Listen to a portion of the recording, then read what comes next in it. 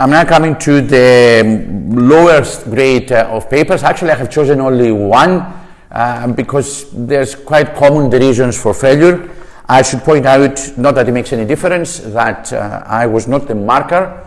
I second mark this paper, and I fully agree with what my colleague has written. Some of his or her comments may not have scanned because they're on another page. Similar to the student who has decided to walk back to front, he did section B first, followed by section A1, and followed by section A2.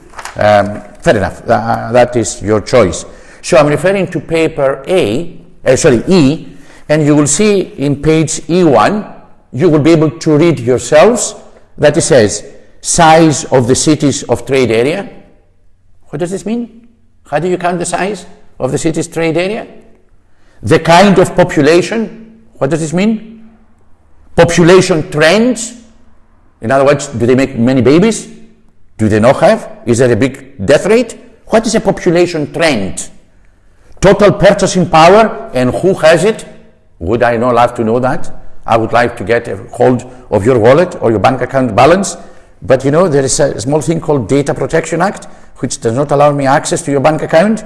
So where will you get the total purchasing power? And I can go on and on and on, but that's not my purpose.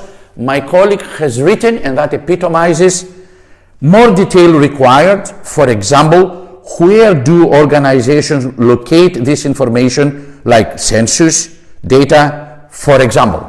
And that really explains it all. And then in page 2, E2, you will notice the marker's point, who says, for a 40-mark question, points need to be expanded. I don't need to add anything more to that. Where the paper does a little bit better is in question 2, and we're always generous and helpful as long as you write something. So looked very hard, and we found some magic words which could attract some marks, like a quantitative survey, like the number of potential buyers.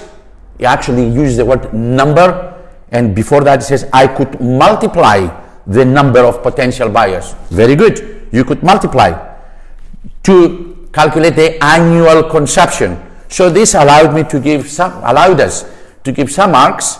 The paper in these free text questions scored a total of 32, but it lost an awful lot of marks from the multiple choice questions because I do not know if it was an oversight or not. No answers were given for sections D and E, despite a very clear warning which said, even if you do not, you must give only one answer by circling it. If you circle more than one answer, 3 marks will be deducted, even if one of the circled is the correct one. If you do not know the answer and do not want to lose any marks, select option neutral.